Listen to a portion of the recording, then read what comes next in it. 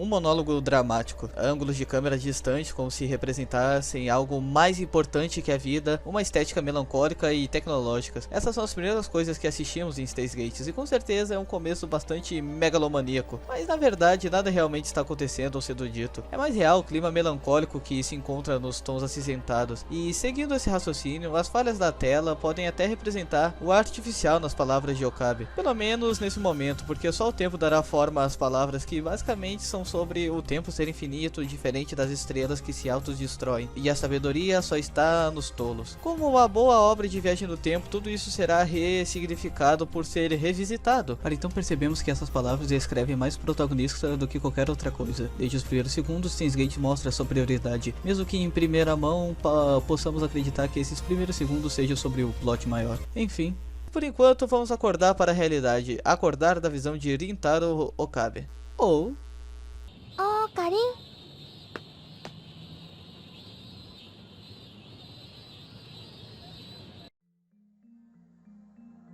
Steins Gate conta a história de Okabe Rintaro, essa é a história dele, tanto que o anime não começa com nenhum de seus mistérios ou elementos de ficção científica, mas sim com a clássica filosofia vazia desse homem que se diz um Mad Scientist, que tem um laboratório de invenções futurísticas, juntos aos membros de seu laboratório, como o membro 002, Mayuri, a amiga de infância cosplayer da equipe, o membro 003, Daru, o super hack, e o membro 001, o próprio Mad Scientist Roin Haikiyama, sendo esse o pseudônimo do Okabe. E o objetivo do laboratório é nada mais, nada menos que romper o status quo. E nessa brincadeira ele acaba fazendo um micro-ondas que manda mensagens por e-mail ao passado. Agora seus devaneios de lutar contra uma organização maligna, porque ele é importante e tudo mais, vão se mostrar não tão fora de realidade. Dado a sinopse, você que nunca assistiu Steins Gate, vai assistir porque esse vídeo terá spoilers. Então, se você ficar, fique por conta e risco. Então bora lá. A White Fox não é um exemplo de produção como a Bones, a Madhouse ou a Ufotable da vida, mas particularmente em Steins Gate houve um trabalho muito icônico e econômico, quer dizer, eu não faço ideia quanto gastaram no anime, mas está na cara que ele é um anime limitado. Entretanto, a produção encontra valor em áreas diferentes, a estética está afiadíssima, a simplicidade na execução trouxe destaque às partes mais impactantes e casou com a sensação que o anime tenta passar. Vou falar disso mais tarde. E sobre a parte estética, é óbvio que muito veio da Light Novel. O senso estético mais retrô, com celulares flips, é da Light Novel. Os olhos de falcão, os designs muito bem pensados, afinal de contas são poucos personagens, 11 no total. Então todos são muito memoráveis e dizem muito. O Okabe, por exemplo, tem uma postura mais largada, seu visual é relaxado, cabelos bagunçados, barba por fazer, seu corpo é esguio e esticado, suas olheiras são visíveis, mas existe algo pomposo do seu semblante graças a seu jaleco. E esse é o objetivo, fazer Okabe parecer um grande cientista mesmo sendo só mais um estudioso que não sai de casa, inepto socialmente e um japonês médio. Outro ótimo exemplo seria o Daru, que é grande por gordura e força, olha esses braços, e o fato da sua silhueta parecer um barril literalmente será importante para o plot. Enfim, vocês já entenderam, a questão é que tudo isso deixa o anime marcante. Sempre que eu ver um cara esguio com celular flip e olhos de falcão, eu saberei que é Steins Gate. Sempre que eu ver engrenagens ou uma fofa menina com roupas de vó, é o que mais isso parece, e lembrarei de Steins Gate. Mas voltando à questão anterior, o anime não fica para trás na criação de estética e ambiente. Como exemplo, há um filtro cinza pairando o ar. Isso cria uma atmosfera mais pesada para o anime, além de passar um sentimento de tédio, de normalidade, por ser muito monotônico. E tudo isso traz uma sensação de cotidiano, onde parece que nada é importante, tanto que em muitas cenas nem toca música, então é normal passar despercebido a cena simplesmente por não parecer algo assim considerar. Posteriormente o anime demonstra a capacidade de criar grandes cenas, mas uma coisa que Steins Gate adora fazer é passar por despercebido. Então de fato a obra adora flertar com a quebra de expectativa. Cria-se essa narrativa cansativa por não ser estimulante, mesmo que os acontecimentos sejam legais e interessantes, para além de te enganar, representar os sentimentos do elemento mais importante de toda essa história, o o Okabe, personagem que tem como principal característica uma divertida fuga da realidade chata e sem importância. Esse traço de personalidade que acaba sendo também nossa única fuga desse tom sombrio do anime, já no primeiro episódio, essa característica demonstra muita nuance, como nessa cena onde o Okabe consegue, numa dessas maquininhas onde sai brinquedo de uma cápsula, um dos bichos que a Mayuri queria. Ele faz isso para ensinar a menina uma lição de como a vida é injusta e tudo mais, uma arrogância típica de Hoin Hain Kyoma, mas essa personalidade nunca sobressai os verdadeiros sentimentos de Okabe. Então, de qualquer forma, ele dá o brinquedo para a Mayuri. Essa cena mostra que seus sentimentos, apesar do roleplay, são genuínos. Na verdade, esse roleplay é a única forma que o Okabe encontrou de os expressar. Essa personalidade serve também como um mecanismo de defesa, como mostrado na cena do primeiro episódio ainda, onde a Kurisu vai conversar seriamente com ele, mas por não saber responder, o Okabe só começa a viajar na maionese e depois volta ao normal. Ele para descansar, como se encenar fosse um esforço, mostrando que essa atuação do Okabe não é tão automática quanto parece. Sabe, dá pra falar bastante do primeiro episódio. Na verdade, toda essa parte inicial, o monólogo, interação com a Mayuri e Kurisu vai ser revisitada várias e várias vezes, ressignificada e tudo mais. Então é um esforço do roteiro de usar todo o tempo de tela da melhor forma possível. E isso faz com que eu não entenda como tem pessoas que em primeiro momento não acham interessante o anime. Os primeiros episódios estão alto no meu ranking de melhores episódios de Steins Gate.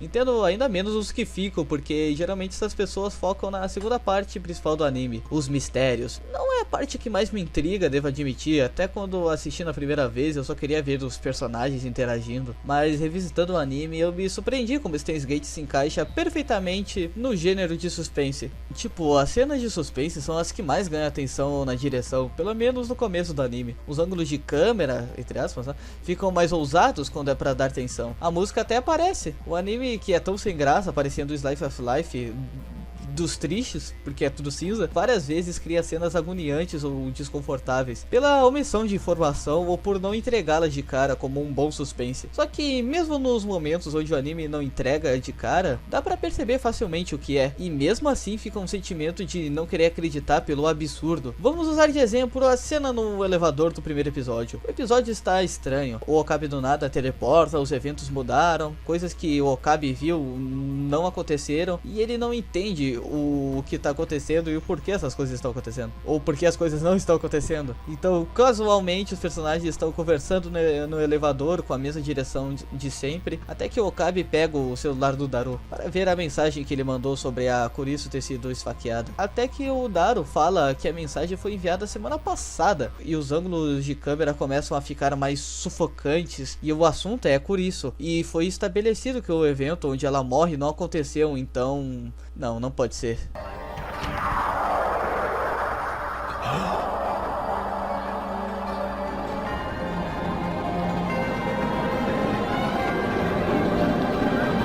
Sim, pode ser. A música que começou sutil invade a cena junto a sons desconfortáveis. Ela está viva. Isso é estranho, como isso é possível? Várias dúvidas são plantadas de forma esplêndida pelo anime. Portanto, podemos dizer que Steins Gate sempre cria essa expectativa para a revelação da mais nova informação.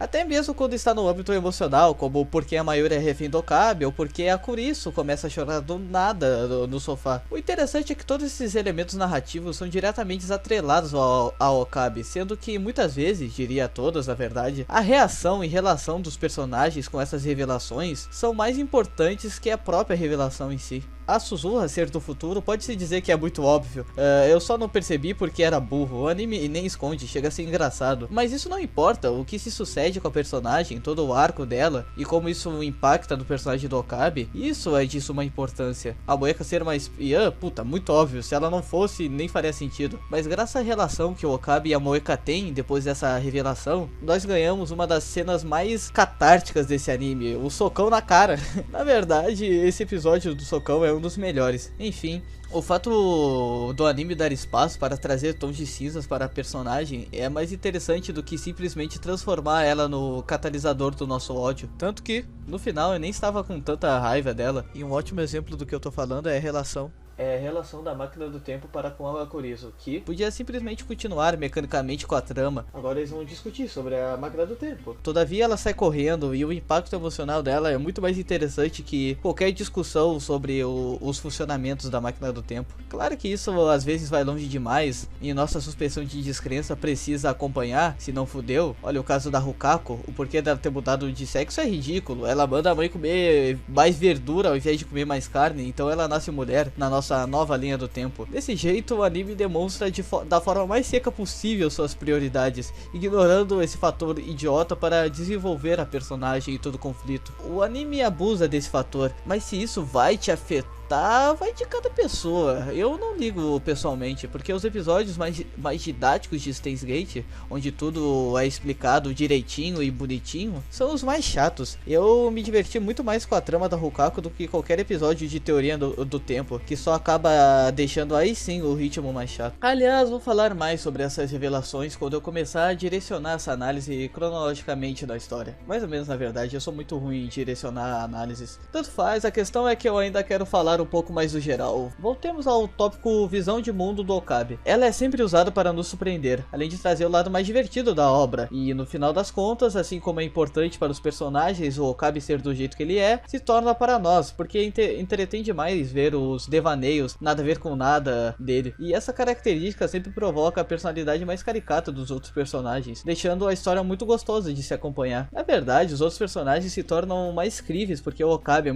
é muito mais exagerado. Mas eles também são estereótipos charmosos, tanto que chego na conclusão que aquele mais realista é o próprio Okabe, por forçar o estereótipo e não ser ele tão naturalmente quanto a Kurisu da vida. Em retrospectiva, o Okabe é meio triste em toda a sua concepção, mas é difícil não gostar dele, pois o personagem cria essa zona de conforto onde todo o elenco pode exercer plenamente seus papéis e onde nós podemos aproveitar esses momentos cotidianos com mais afinco. Um tópico importante sobre esse cotidiano é toda a cultura construída no passar do anime. A linguagem de Steins Gate não se difere nem um pouco de outros animes que você pode assistir, na verdade de toda a adaptação de light novel. Como eu disse, os estereótipos estão todos aqui. A Kurisu é claramente uma tsundere, a casualidade é exagerada e cheia de bordões, com piadas recorrentes, o jeito que os mistérios são jogados e discutidos detalhadamente numa ciência inventada, as várias historinhas, a dramatização como o monólogo do começo que eu comentei, e sinceramente não é muito difícil de se encontrar em outras adaptações de light novel essas características. Tem Clannad, tem Asian Beach, eu sei que seja muito pior, mas tem. Mas em Steins Gate, todos esses aspectos me parecem muito mais uma reprodução da cultura vigente desses personagens, um comentário sobre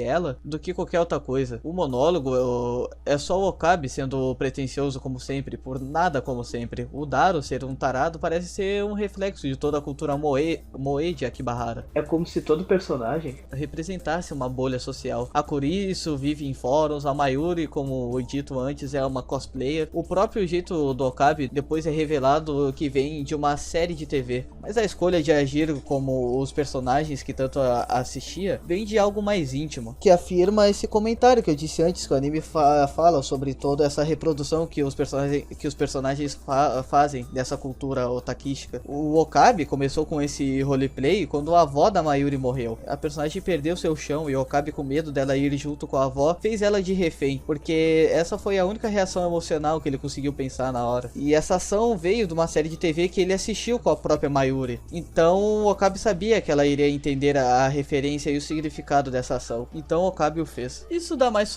substância à afirmação que eu fiz, que o Okabe é um japonês médio comum que acha no escapismo um modo de conseguir viver sua vida sem propósito. O Okabe mostra que a cultura do consumismo pode mudar nossa noção de realidade, e existem alguns episódios que mostram o impacto que isso pode ter nas nossas relações. A maior representação disso é a Kurisu. Ela estava fora desse meio por estar em outro país, e ela é a que mais se afeta pelo Okabe, que alimenta essa cultura. Esse aspecto do Okabe de tratar todos os membros de laboratório como nakama, sabe, amigos importantes, assim como um shonen ou qualquer mídia japonesa exagerada que tem amizade, né, faz com que a Kurisu tenha bastante afeição pelo Okabe, por achar valor na paixão do Okabe e por finalmente poder se expressar na vida real, assim como ela se expressaria nos fóruns que tanto ama, né? E que tem vergonha. Chega a ser fofo como ela tenta manter a pose, mas se afeta com frases como eu nunca vou esquecer você sempre será o membro 004. Isso mostra que por fora desse semblante sério dela, a personagem continua sendo uma adolescente e estar acostumada aos sérios cientistas americanos cheios de etiquetas fez com que ela baixasse a guarda para esse otaku maldito do Okabe. E não é como se eu achasse que a Kurisu exerce um papel de contracultura na trama. A Kurisu também se mostra uma otaku, como eu disse, mas ela traz o Okabe para a realidade, faz a gente pensar nos atos que são comuns para o Okabe, porque diferente de nós e todos os outros personagens, ela não está tão acostumada assim. É normal, por acompanhar o Okabe desde o começo, que nós não refletimos muito sobre o impacto do seu jeitão nas pessoas. Tanto positivamente, toda vez que o Okabe mostra seriedade, os personagens sentem e ficam com saudade do seu jeitão, tanto negativamente, como é mostrado no jogo de carta dos dois, onde o Okabe grita com ela fazendo a Kurisu chorar, mas o Okabe não entende o porquê ela tá chorando. Ele só está sendo caricato como sempre. Então esse é o momento onde a cultura de massa se torna um problema. O momento onde isso impede o Okabe de se conectar com o outro. Ainda mais com o Okabe tendo a dificuldade mostrada nesse jogo de cartas, a dificuldade de pensar no que o outro está pensando. O que cria vários momentos de desespero na trama.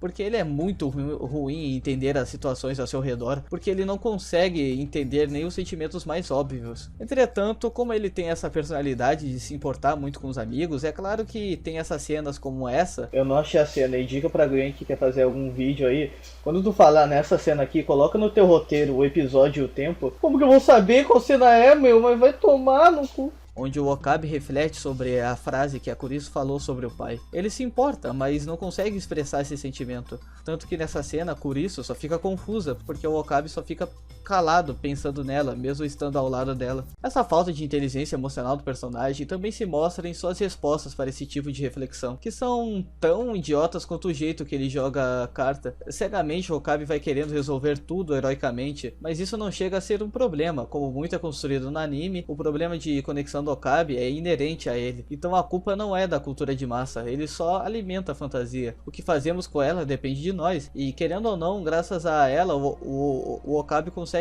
coragem para fazer atos que seriam vistos como idiotas ou loucura, atos como pegar o fardo de seus amigos e se pôr na dianteira, ou como voltar no tempo mais de 1000 vezes por um amigo, atos como vencer o próprio tempo. Desculpa, acabei me adiantando. A questão é que a personalidade do Okabe, influenciada pela cultura de massa, não é o problema. O problema é quando ele não consegue lidar com as duas coisas. As duas coisas sendo o que a realidade é e o que o Okabe impõe à realidade. Quando as duas entram em conflito, o Steins Gate começa a... Aí que começa o Steins Gate, cara. Quando o Okabe tenta fazer as coisas do jeito dele, mas a realidade joga outra coisa pra ele. Realidade como uma entidade mesmo.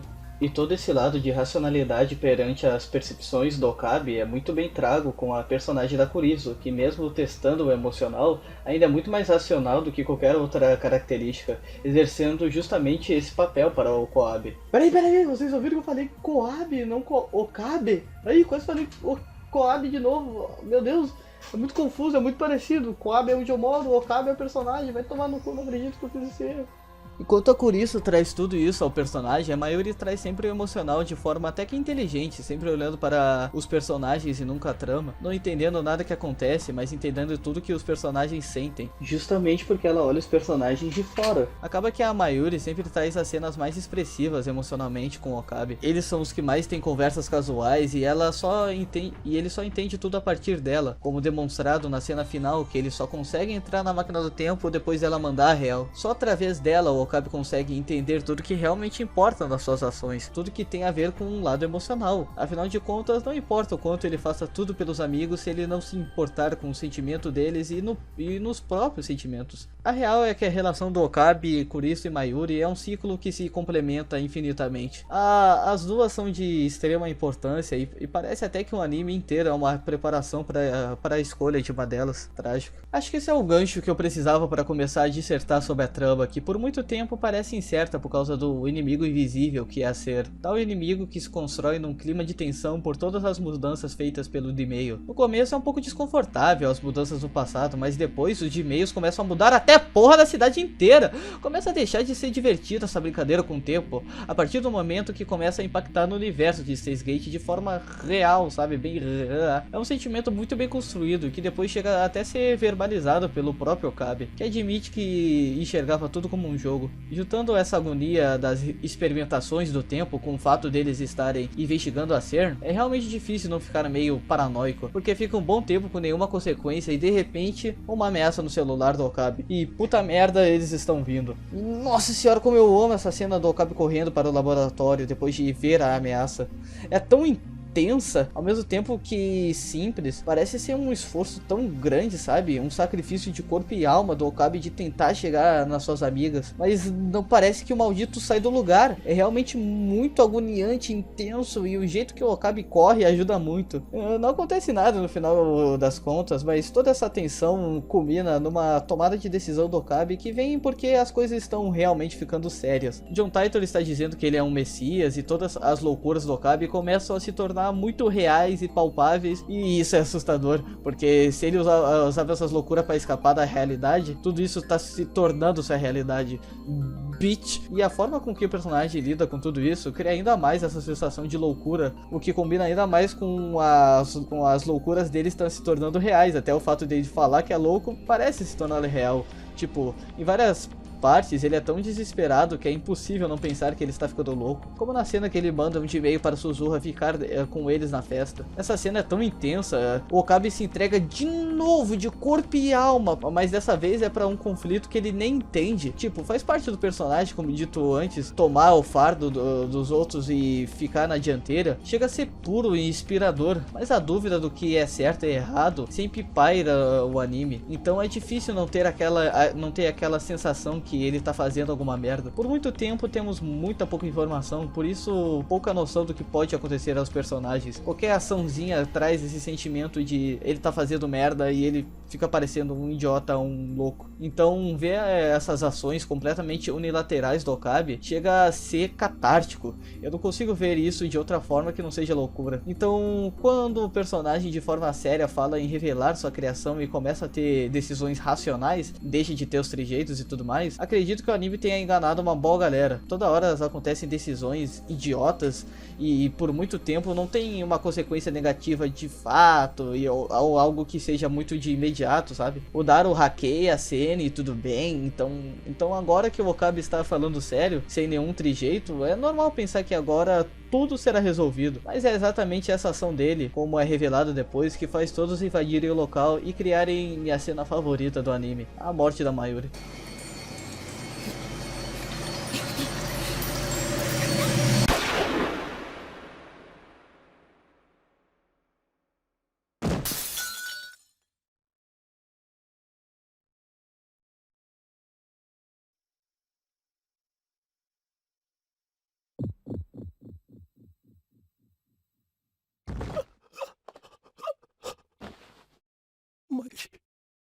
Mayuri! Mayuri!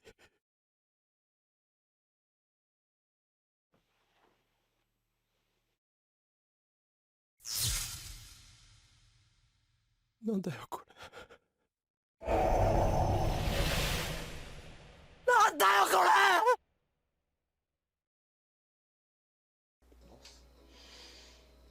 Ai, que delícia de cena. Caralho, cara. Ai. É difícil explicar como essa cena repercutiu em mim. Foi como ver um parente não muito próximo, ao mesmo tempo bastante próximo, morrer bem na minha frente. Essa era uma personagem distante, mas que trazia o lado afável do anime e que sempre foi o que eu mais gostei. Eu realmente me conectei com o tédio que eu sentia assistindo esse anime. Parecia que eu estava vivendo os dias com esses personagens, e não importava o quão tensa a história ficava, não importava o quão emocionalmente distante os personagens estavam. Mesmo nos momentos mais desgastantes e tensos do anime, a Mayuri estava lá, sempre ia trazer paz ao ambiente, mesmo sendo afetada igualmente. Ver ela sendo morta dessa forma por nenhum motivo, além dela ser ninguém, foi realmente impactante, sabe? Eu sei que eu tô falando muito isso, mas é o que eu senti, eu não sei, eu não tenho outra palavra pra isso. E ela foi a única de todos que não foi egoísta, e justamente por isso ela morreu. Um tiro dado e agora a imagem ideal dessa personagem estava manchada de sangue. Eu não esperava esse tipo de tensão em Steins Gate, foi tão intenso e nem foi repentino. Na verdade, foi premeditado ao extremo, e esse sentimento que eu senti foi um dos mais reais que eu já tive num anime. Tipo, foi 20 minutos do meu coração acelerado de medo para tudo acontecer da forma que eu esperava, mas não queria acreditar. Tanto que houve o choque. Agora meu coração estava ainda mais acelerado e eu não tinha nenhuma resposta emocional além de começar o próximo episódio. E que sequência de episódios! Que sequência de episódios, amigos! Do episódio 13 para frente é estabelecido que a Linear tem pontos chaves que sempre vão acontecer, não importa o que. A morte da Mayuri é um desses pontos. E o episódio 13 é inteiro o Okabe tentando salvar a Mayuri e ela morrendo toda vez por causa dessa regra que eu acabei de explicar. E o anime passa muito bem essa sensação de desespero de volta do tempo. Repete várias vezes essa mãe conversando com o menino e seu trenzinho. É sufocante até dizer chega. Então vem a conclusão do episódio numa cena pesadíssima da Mayuri morrendo atropelada por um trem. A reação dos personagens na cena, a cara do Okabe, a criança em total choque dizendo que tropeçou na Mayuri sem querer. A falta de música é apropriada e finalmente vem a resposta emocional que eu precisava. O silêncio. A calmaria, mas com um tom macabro de morte. A dinâmica de voltar para tentar salvá-la foi estabelecida, assim como o vilão, o tempo. Não é catártico e nem emocionante quando o Okabe olha para o relógio quebrado dizendo: "Não deixarei que você a mate". É tipo um momento de suspensão da emoção e da crença para tu engolir o seco, que é agora esse novo estabelecimento do que vai ser os próximos episódios. Então meu coração parou. Porque não tinha por que eu reagir de novo à morte dela. Agora tínhamos que voltar e viver isso de novo. Como foi ruim sentir tudo isso. Daí em diante veio as cenas assustadoras. O Okabe perde seus trejeitos e se torna uma barata tonta. Perdemos nossa segunda zona de conforto e como eu disse, Steins Gate sabe como assustar de forma psicológica o telespectador. Só de ver o Okabe dessa forma e a gente não ter nenhum escape desses sentimentos é bastante perturbador. Escapes esses que o anime fez a gente se acostumar com eles pra justamente nos tirar agora e trazer esse desconforto que o Okabe tanto sente.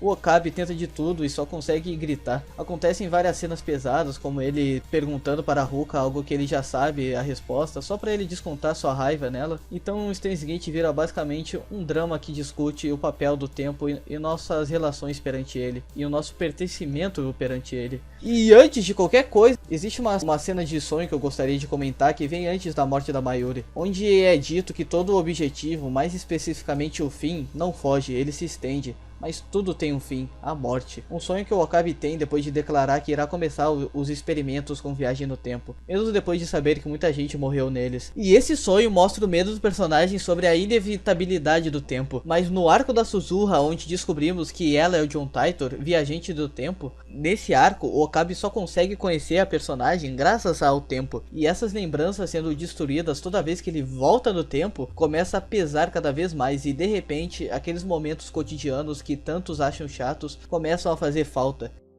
Existe um sentimento muito estranho no Okabe já ter vivido muito com esses personagens, ao mesmo tempo que não, e o anime nos convida a vivenciar essa dor, repetindo cenas que a gente não consegue se importar mais, não com a mesma intensidade, porque já vimos elas. Uma cena ótima que mostra esse sentimento é quando é mostrado pela primeira vez o Okabe indo pedir ajuda para Kurisu, e o anime deixa muito claro que essa não foi a primeira vez. Não dizer quantas vezes o Okabe voltou no tempo é uma decisão poderosa, porque nem ele sabe quantas vezes ele já voltou. O Okabe não está contando e nem faz diferença a essa altura. O anime só pula para quando os eventos começam a engrenar, e essa perca da sensibilidade sempre cria cenas incríveis dramaticamente falando em Steins Gate. A Kurisu, em desespero, enquanto fala a morte da Mayuri por telefone para o Okabe se mostrar indiferente, anotando friamente o horário que ela morre, só para tentar mais uma vez salvá-la, voltando no tempo, é uma cena poderosa.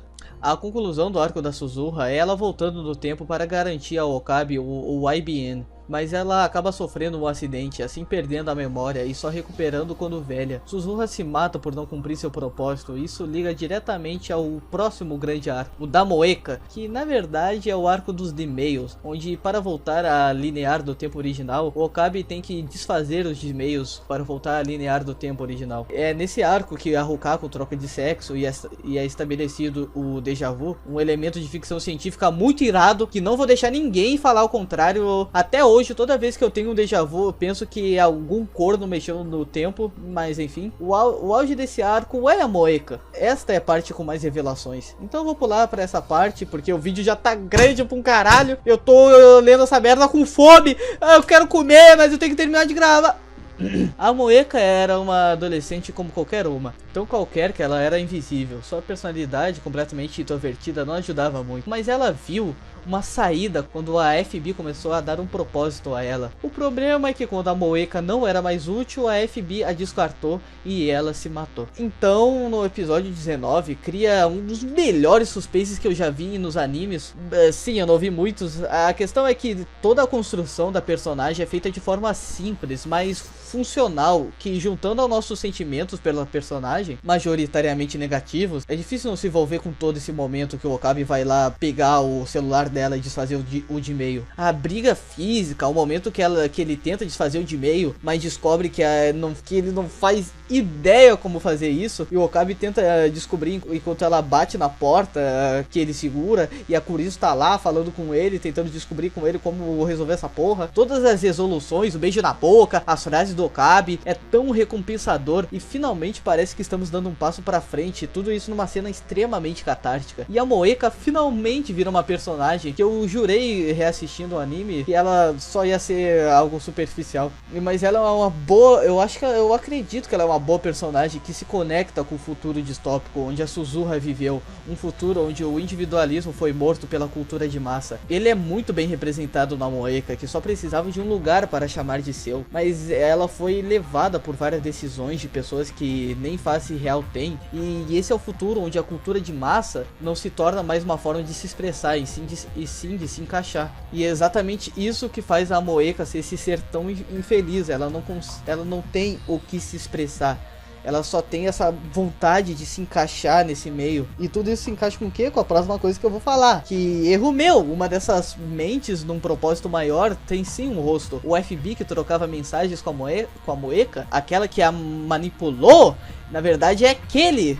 Porque é o Mr. Brawl, a última peça que faltava, o único personagem que não foi utilizado até esse momento. O Mr. Brawl conta sobre o passado difícil que passou de extrema pobreza e de como a Sen o salvou. Porém, ele admite que é pior que um cachorro da Sen, como o Okabe diz. Ele é gado, só sendo levado nesse fluxo de decisões de uma vontade maior que nem parece humana. O Mr. Brawl não tem interesse em fazer o que a Sen manda, muito menos a proteger. Todo o seu interesse se encontra com sua filha e ele acaba se matando depois de servir seu propósito. E o personagem do Mr. Brawl encarna toda a mensagem que o anime quer passar do nosso pertencimento do tempo. Claro que ele é o contraponto, o lado negativo. E para explicar melhor o que toda essa coisa que eu quis dizer sobre cultura de massa, sobre nosso pertencimento do tempo e tudo mais, para explicar melhor tudo isso, tem que falar de toda a reta final. Então vem comigo nessa última empreitada. Eu realmente falo muito atrapalhado, mas é isso. Vamos lá, gente. Esse bagulho tá ficando bom. Me segue, vem comigo, vai ficar bagulho.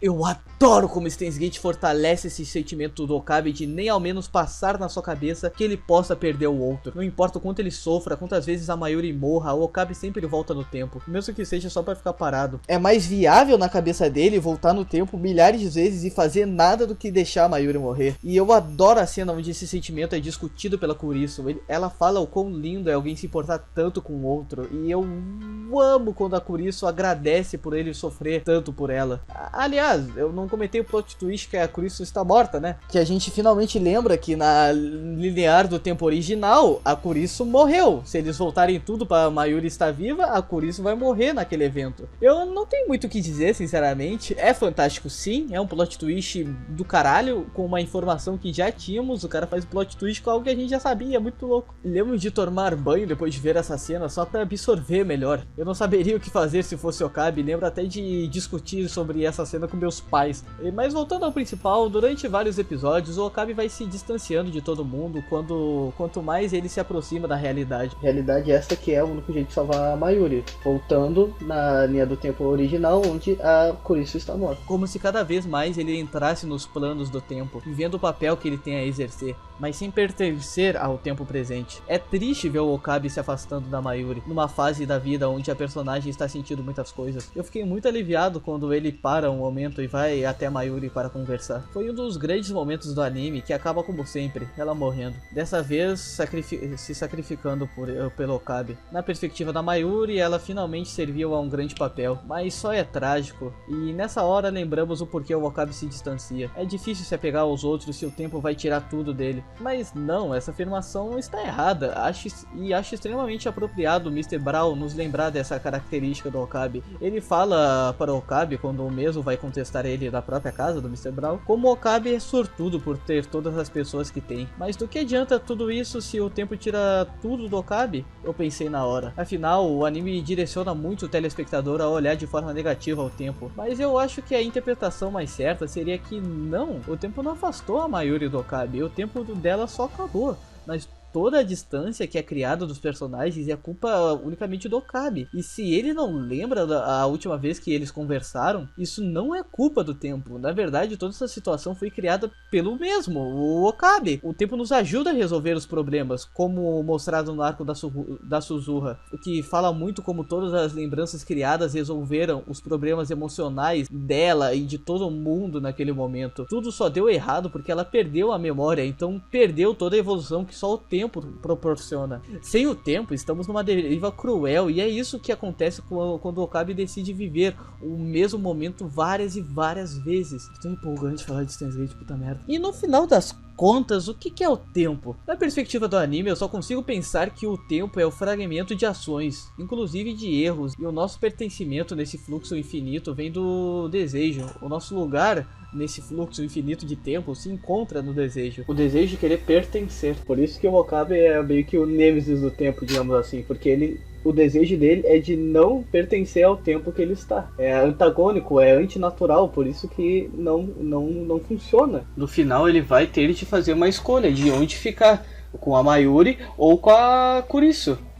Não tem como fugir dessa escolha. Ou não, tô beijando. Sendo que às vezes precisamos de uma ajudinha para encontrar esse lugar, esse desejo. E o Okabe muitas vezes passa essa sensação de heroísmo porque ele sempre sabe o lugar dos personagens. Isso quando ele não é esse lugar. Um verdadeiro guerreiro contra o tempo.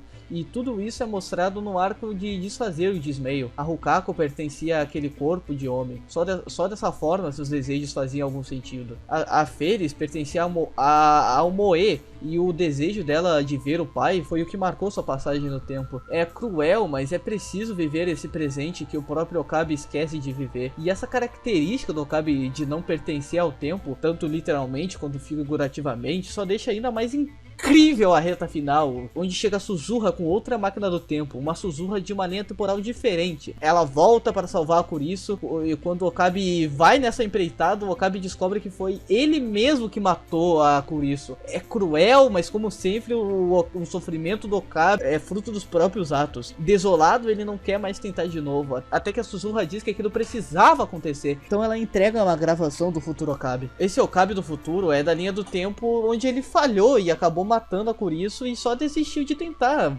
mas que graças a isso ele ficou obcecado em tentar mudar o tempo e descobrir como que ele poderia mudar o tempo. Então o Okabe do futuro diz: não desperdice essas 3 semanas, você não deve desfazer essas 3 semanas. Então explica que o Okabe do passado tem que chegar no Steins Gate enganando o próprio tempo. E ver o Okabe fodão aí é um grande fanservice. E na verdade todo esse final do personagem é muito heróico e pra mim uma clara recompensa para todo o sofrimento que vimos o Okabe passar. Para terminar essa gravação, o Okabe do futuro fala Ero Psychongro e diz que os termos Steins Gate Ero Psychongro, o Okabe do passado saberia o que significa, e os dois mesmo tempo falam nada. Isso não significa nada. O que significa algo é a Cristina, e por isso que eles têm que fazer isso. E mano, tá aí a magia do Epifal Congro, ele não significa nada. E o Okabe fala, e o Okabe do passado fala nessa cena, mesmo com 33 anos, eu ainda falo assim, eu pareço um idiota. Okabe se intitula mais uma vez Mad Scientist,